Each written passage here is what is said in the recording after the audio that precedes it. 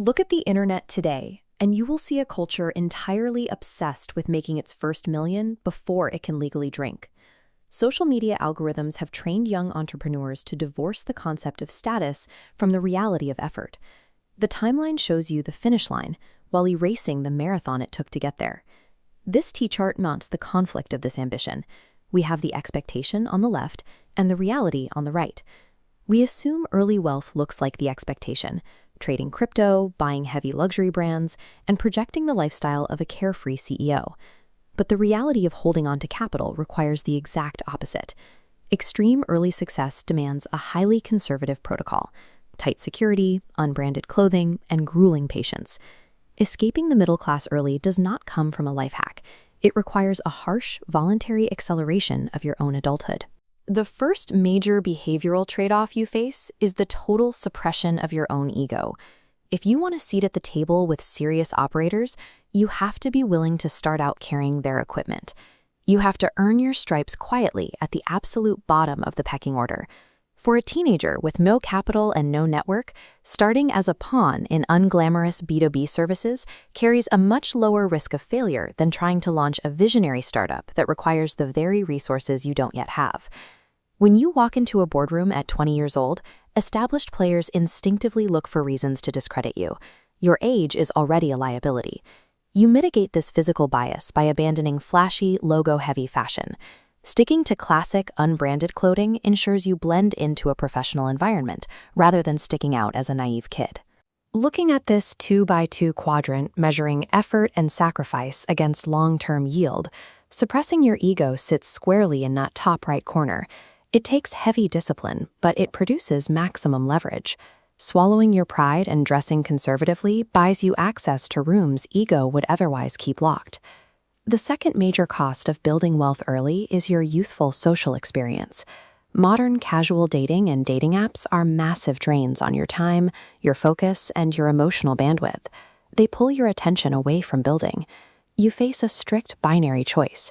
Either commit to near total isolation to maintain your focus, or find a highly serious partner willing to support your vision quietly from day one. This isolation extends to your friendships. You have to keep your inner circle ruthlessly tight, separating the true allies from the acquaintances just looking for clout. The reason this isolation is mandatory is psychological. Hitting major financial milestones early creates a rapidly inflating sense of arrogance that will destroy your decision-making. To combat this, you need an external humbling force. Whether it's training in combat sports or letting harsh market feedback expose your flaws, something must forcefully keep your arrogance in check. Returning to our quadrant, social isolation joins ego suppression in that high-sacrifice, high-yield territory.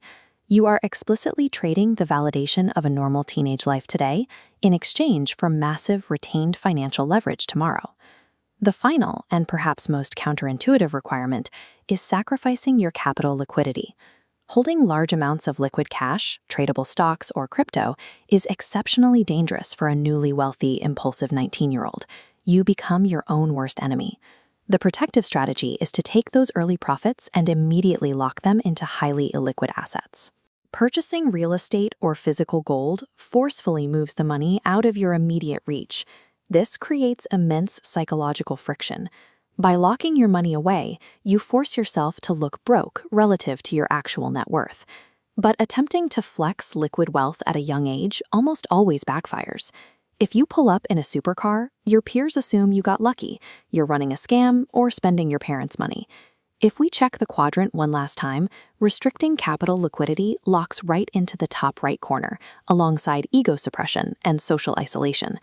Securing a permanent financial foundation requires you to look completely unsuccessful to the exact people you initially set out to impress.